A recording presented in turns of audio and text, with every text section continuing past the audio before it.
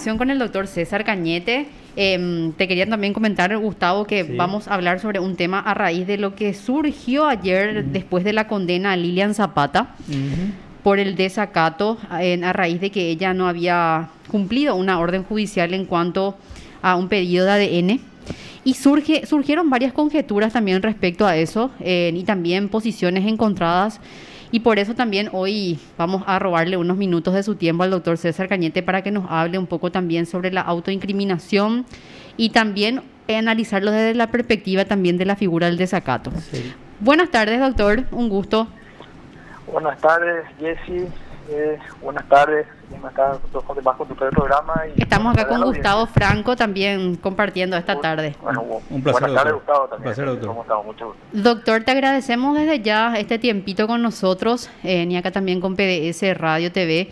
Y queríamos hablar un poco, ya que sé que vos sos especialista en derecho penal, derecho procesal penal, y queríamos conocer un poco tu parecer sobre la autoincriminación, también el objeto de prueba, cuando una persona que también está siendo investigada es objeto de prueba, y analizarlo desde la perspectiva doctrinaria y también conocer tu parecer, doctor, sobre eso. No específicamente sobre el fallo, pero sí analizarlo así en forma genérica. Sí, sin problema. De hecho que es un poco, yo diría, si es que uno para opinar responsablemente sobre el fallo, habría que leerlo y es reciente, entonces habría que ver un poco los hechos. Sin embargo, ya con lo que se sabe, ¿verdad?, que fue publicado y que le condenaron a una persona, ahora es la mamá de Yuyu por desacato, por no haber sometido a una prueba de extracción de fluido en este caso, obviamente genera dudas con respecto a los alcances de ciertos derechos que tenemos nosotros y bueno, es algo que yo creo que justamente ahora es interesante debatir porque esto va a ir seguro a Cámara, a Corte y se va a tener que decidir, ¿verdad? Yo creo que la duda acá pasa por muchas aristas, pero dos son las principales. La primera es sobre los alcances del hecho punible de desacato y después ya tal vez lo más específico es acerca de los alcances del derecho de autoincriminación. Bueno, pues yo con respecto al hecho punible de desacato, lo que puedo decir, bueno, es un tipo penal, la verdad, una ley que está prevista en una ley especial y bueno, así como está redactada la ley, se refiere a una orden judicial dictada en legal forma. Entonces, esa redacción de la ley realmente es bastante amplia y permite, sinceramente, así como está, meter casi todo como desacato. ¿Por qué? Porque no hay una limitación con respecto a qué tipo de resolución, si tiene que ser, digamos, una providencia, un auto interlocutorio, una sentencia definitiva, si tiene que ser una, digamos, se refiere a una orden, a una medida específica, por qué tipo de juez, si tiene que ser un juez civil, juez penal, en qué tipo de proceso. Entonces, así como está cualquier orden realizada o emanada de un juez, si no se cumple automáticamente podría entrar como desacato. Te doy un ejemplo, si es que se le cita a un testigo a comparecer a juicio y no viene, eso podría perfectamente ser considerado como desacato y eso se hace por medio de generalmente una providencia, se le cita a los testigos a comparecer. Es para darte nomás un ejemplo de qué puede, Del digamos, alcance. de cómo, sí, que del alcance, casi cualquier cosa puede entrar en el desacato. Y bueno, eso es lo que ocurrió acá, ¿verdad? Hay una orden de extracción de fluidos y se niega la persona en este caso y bueno, y mete como desacato. Y directamente hablando, bueno, si una orden judicial dictada en legal forma y la persona no cumple, de buenas a primeras al menos parecería que eso puede entrar. Bueno, y ahí es donde entra entonces. Yo creo que sí, la discusión está en su campo, si con respecto a si el desacato podría entrar, sí. La respuesta es sí, así como está hoy en día, a menos que se comiencen a hacer restricciones, ya sea nuestra propia jurisprudencia comienza a tratar de restringir o al criterio de que podría entrar o no restrictivo, o sea, más un trabajo doctrinario. Ahora, sí viene la segunda pregunta y es, bueno, ¿y qué pasa con el derecho a no autoincriminarse, verdad? Sí. ¿Me puede en el caso obligar? Bueno, está bien, puede entrar en desacato, en general, cualquier cumplimiento de cualquier orden judicial. Pero ¿qué pasa si se trata de una orden judicial de la cual, digamos que al cumplirla, eventualmente yo podría incriminarme, ¿verdad? Esa es la segunda pregunta y la segunda arista yo creo más importante. Y bueno, a ese respecto, en realidad ahí hay algo que aclarar algo. El derecho a no autoincriminarse es, como se le conoce, en realidad, bueno, ¿dónde está previsto eso? Y está previsto en la Constitución, pero Sí. ¿de qué forma? Y está prevista como un derecho en realidad a no declarar. Dice, como está prevista en la Constitución, el derecho a no declarar contra uno mismo o contra un pariente. Ese derecho, ¿verdad?, que está previsto de esa forma en nuestra Constitución, nace en Estados Unidos a partir de un caso, que es el caso conocido como Miranda versus Arizona, y que es lo que después se plasmó en las llamadas advertencias Miranda, que son las advertencias que se suelen ver en las películas, que es cuando a alguien se le detiene, y uno ve siempre en las películas que se le dice, tiene derecho a guardar silencio. Todo lo que diga podrá ser utilizado en su contra en los tribunales. Y después continúa, tiene derecho a un abogado y demás. Está previsto también eso de esa forma en nuestra Constitución. Y esencialmente, cuando uno presta atención a la redacción de la Constitución y un poquito, digamos, su origen y principal desarrollo, se refieren realmente a un derecho a no declarar. Es decir, a no hablar con respecto a hechos que podrían fundar una sospecha en mi contra. La sospecha de que yo cometí un hecho punible y por tanto de que se me pueda a mí abrir un proceso o eventualmente condenar. Entonces, ese realmente es un derecho a callar con respecto a hechos. Por eso es que, en principio, y que ese silencio no se puede usar en mi contra. Por eso uno empieza, digamos, generalmente esto, o sea, empieza primero que nada por la persona que está sometida a un proceso penal. Tiene el derecho a abstenerse, que no es otra cosa que el derecho a callar. Si lo que yo digo no me va a favorecer y me puede generar más sospecha en mi contra, pues yo me puedo callar.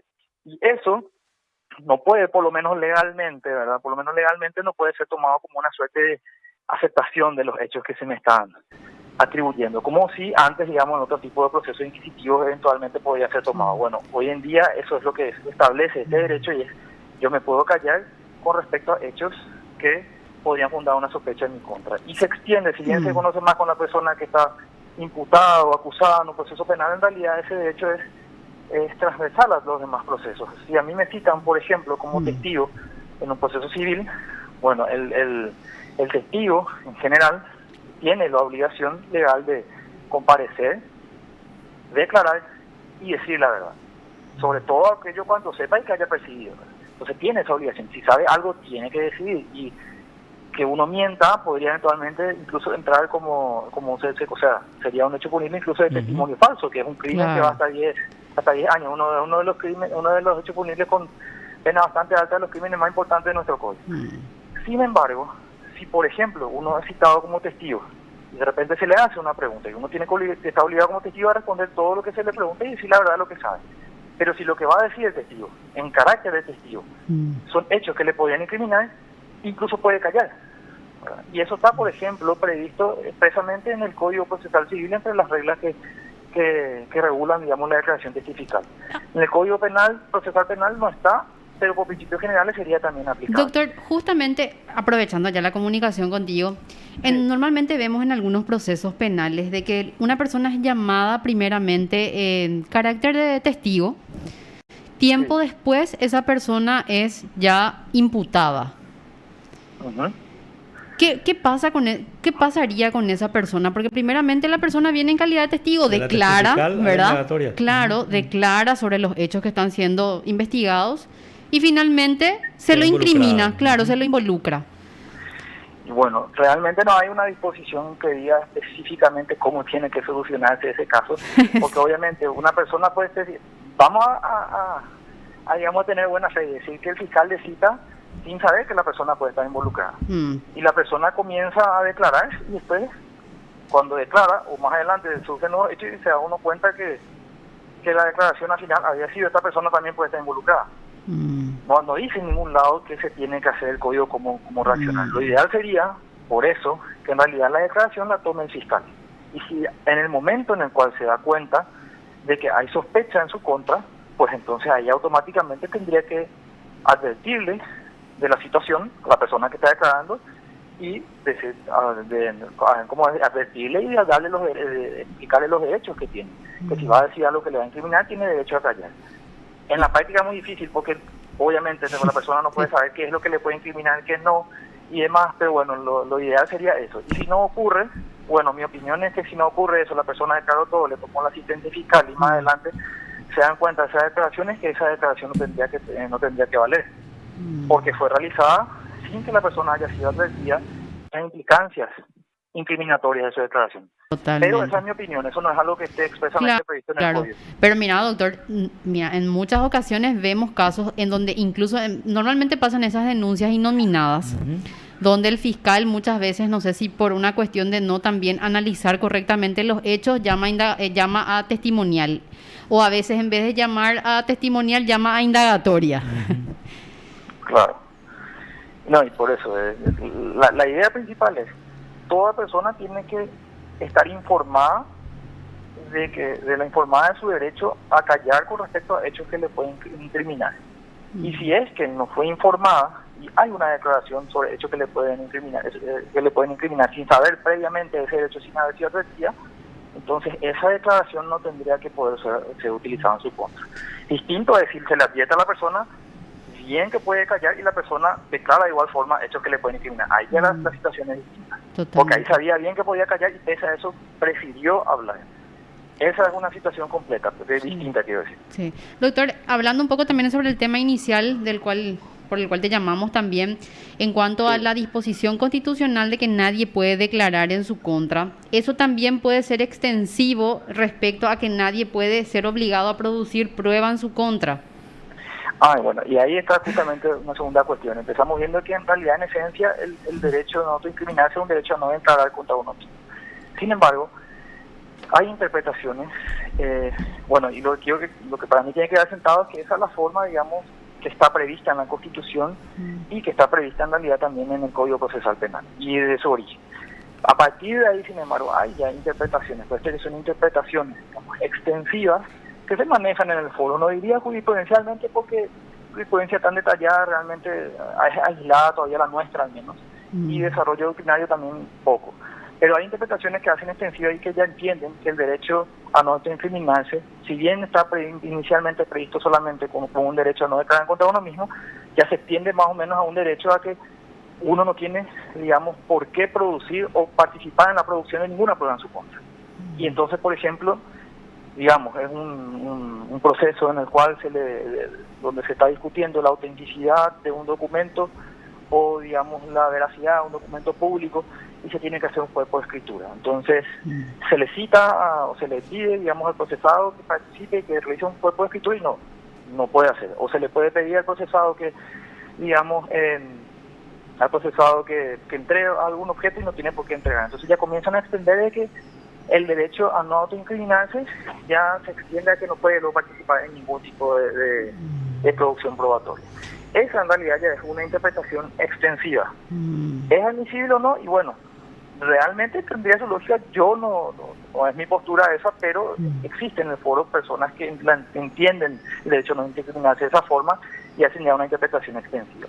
No obstante, aún haciendo esa interpretación extensiva, y esto es lo que más importa para el caso que estamos viendo, hay casos en los cuales el cuerpo del procesado no es que él esté participando en producción de prueba en su contra, sino que más bien es una suerte de objeto de prueba, que es el caso justamente de la extracción de fluidos, o el caso de que se le tenga que hacer un examen corporal al procesado, a ver si es que tiene la famosa prueba de nitratos y nitritos, si es que dispara un arma, o si es que, por ejemplo, la extracción de partes de cabello para hacer pruebas de ADN, este tipo de casos. En estos casos, incluso con la interpretación extensiva, no se considera que esto es producción de prueba en contra, sino que básicamente se utiliza el cuerpo del procesado como un objeto de prueba, porque no se puede extraer información de otra forma. Eso está no solamente digamos, es admitido en general en el derecho comparado y no hay una limitación con respecto al derecho a autoincriminarse, sino que en realidad está perfectamente prevista esa posibilidad en el Código Procesal Penal. Está en el artículo 81, examen corporal, y está previsto de que eso se pueda hacer. Ahora, la única limitación es que tiene que haber autorización judicial. ¿Y esto por qué? Porque se quiera o no, digamos, una extracción de fluido, extracción de sangre, es una intervención ya en la integridad física de una persona. Entonces solamente tiene que llevarse a cabo cuando haya motivos suficientes, cuando sea racional la medida y haya motivos suficientes y ya haya sospecha. Lo mismo ocurre con, por ejemplo, un allanamiento. El allanamiento es lo mismo, tiene que haber sospecha, motivo suficiente, y por eso es que, como es la intervención ya más fuerte en un derecho personal, tiene que autorización judicial. Bueno, lo mismo con la extracción de fluido. Y se establece que tiene que siempre ser por un médico para cuidar la integridad. Entonces, está reconocido, como te digo, incluso una interpretación extensiva de que no se puede generar o producir pruebas en contra de uno. Igual en todos los casos y en los países que se entienda de esa forma, está la excepción de que cuando hay que extraer fluido, ese tipo de cosas, y el cuerpo procesado utilizado como objeto de prueba, eso no está abarcado en ese caso.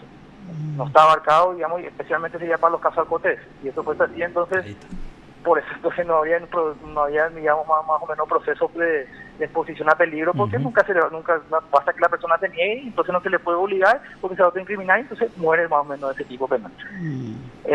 Y así, ¿verdad? Entonces está precisamente previsto eso en la ley. Doctor, general, en por el lo caso, menos, en este caso puntual, bueno, la señora, no para analizar el caso en sí, sino que ella desacató una orden judicial, ¿verdad? O un anticipo jurisdiccional que se había pedido en el marco de una causa en la que ella estaba investigada. Pero ¿qué pasaría en los casos cuando hablamos justamente de actos investigativos en donde la persona sindicada no quiere colaborar? Esa persona también puede ser procesada por otro hecho punible. Y depende. Si la persona no está, digamos, sindicada como... O sea, toda persona eventualmente tiene el deber de colaborar con un determinado proceso penal. Y es que no hay una sospecha en su contra. Y la persona se niega, digamos, a colaborar con un proceso penal en contra de otra persona, eso podría ser obstrucción. Sí. Pero en el caso que esté sindicada... En el caso de que esté sindicada, no, porque el Código Penal prevé una limitación, digamos, para ese caso. O sea, prevé una limitación que si la persona realiza la obstrucción para desviar de sí o de un pariente, no recuerdo ahora mismo porque era con un pariente, no me acuerdo si había una limitación del grado de parentesco, que en ese caso no va a ser castigado como obstrucción. Lo mismo pasa en principio con el testimonio falso. Sí, porque normalmente son los casos que más se dan, por ejemplo, esto es el tema del cuerpo de escritura, que normalmente no se hace como anticipo o no se pide la autorización judicial, vemos frecuentemente eso, ¿verdad? Claro, entonces el problema va a ser, en realidad la obstrucción lo que prevé es, digamos, obstrucción a la persecución penal de otro. Entonces, de entrada, luego, si uno actúa para obstruir la persecución, su propia persecución penal ya no va a entrar luego en el proceso penal. Para empezar luego. Ahora, si por ejemplo yo no estoy dentro de ese, lo que prevé, digamos, esa limitación que prevé el código, o sea, a ver, la obstrucción dice que va a ser castigado con obstrucción el que realice un acto, el que impida totalmente o parcialmente que alguien sea sometido o que otro sea sometido a una pena. Entonces yo actúo para que yo no sea castigado, no va luego a entrar en obstrucción, solamente va a poder ser desacato. Ahora digamos que otra persona está, digamos, siendo procesada y yo sé que si yo me someto, y ahí entra lo que estamos viendo hace rato, si yo me someto y yo llevo a cabo esa prueba, eso va posiblemente generar una sospecha en mi contra también, y a mí también se me va a abrir un proceso penal.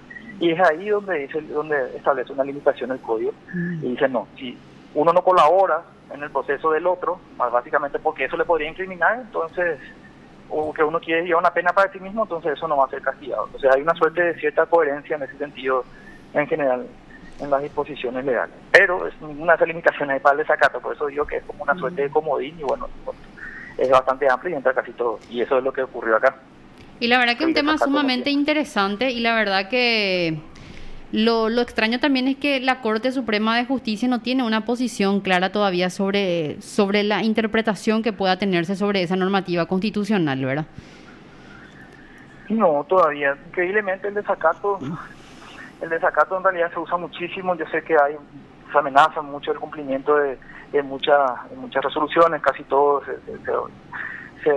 mi conocimiento de los jueces dictan su orden, digamos, ya con apercibimiento de que si no va a ser desacato, y se abren procesos, pero yo no escuché muchas condenas todavía, que hayan habido muchas condenas, pocas son, y bueno, yo creo que eso es una cuestión de tiempo, a que comience a llegar comiencen a llegar más casos a la Corte, y bueno, comienza a haber una opinión ya un poco más opiniones acerca de alguna o más opiniones de la Corte al respecto, entonces tengamos más información. Por el momento todavía no, yo tampoco tengo conocimiento de que la Corte haya hablado mucho al respecto, o haya hablado, lo he hecho todavía. Claro, no, por ejemplo, ¿qué hacer al respecto, por ejemplo, cuando una persona o la prueba que vaya a practicarse es determinante para decir, pasamos a otro hecho punible, hay un homicidio de por medio, ¿verdad? O algún tipo de hecho punible mayor al desacato, ¿verdad? Con una expectativa de pena mayor al desacato, y decir, por ejemplo, no, ¿sabes qué? Yo no quiero proveer pruebas porque, no sé, constitucionalmente estoy amparado por eso y no... Por el artículo. Claro, entonces sométanme al hecho punible de desacato para no ir al de homicidio. De repente, ¿qué hacer en este caso específico? Cuando la prueba sí es determinante para que el caso vaya a cerrar. Y bueno, eso es lo que va a ocurrir si uno entiende, bueno, no te puedes someter a la fuerza nunca, entonces solamente siempre va a quedar desacato y va a ser una salida para muchas personas en ese sentido. Claro, Pero por eso eso también digo, va a ver la posición de la Corte, sería sumamente importante, ¿verdad?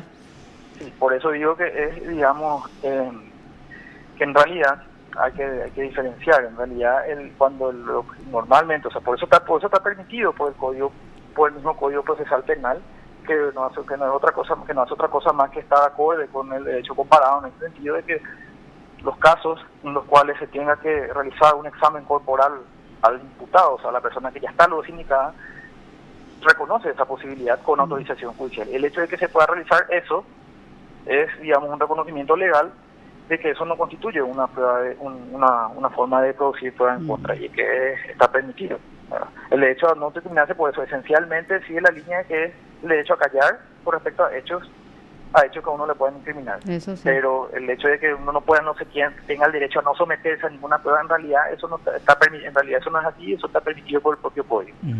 Entonces, en todo caso, alguien tendría que en su caso, y bueno, atacar de inconstitucionalidad eso en un proceso concreto, ¿verdad? Y decir que el artículo, que el 81, si mal no recuerdo, del Código Procesal Penal, es inconstitucional, por ese motivo, ¿verdad? Y bueno, y ahí sí tendríamos un papel de la Corte, pero por el momento eso está permitido por la ley. Y si es que uno, digamos, no obedeciese eso, va a pasar lo que acaban de decir ustedes mismos. Entonces va a ser la salida más fácil cuando te ante un proceso. Claro, porque las expectativas de pena son totalmente distintas, ¿verdad? Sí. Ahí estaríamos, en este campo estamos en el análisis pragmático, ¿verdad? Perfecto, ya tipo estratégico. En el hipotético. De adoptar una u otra interpretación. Sí. Muchísimas gracias, doctor, por tu tiempo. Sé que estás con tus labores también de docente. No queremos sacarte demasiado, pero fueron muy claras tus explicaciones sobre el tema. Por favor, cuando quieran. Este tema es por sí apasionante y se presta para el debate, y uno podría estar viendo la casuística, podría estar horas. Sí, no, totalmente. Y de hecho nosotros vamos a intentar también ver ya cuál es la posición de la defensa en este caso y si ellos también tienen intenciones de llegar a la Corte. Claro, y ahí vamos a ver. Vamos a ver la posición también. Gracias, doctor, por tu tiempo. Por favor, muy amable. Un gusto. Saludos, hasta luego. Gracias. Te informó PBS Radio TV Digital. Estuvimos en comunicación con el doctor César Cañete, él es docente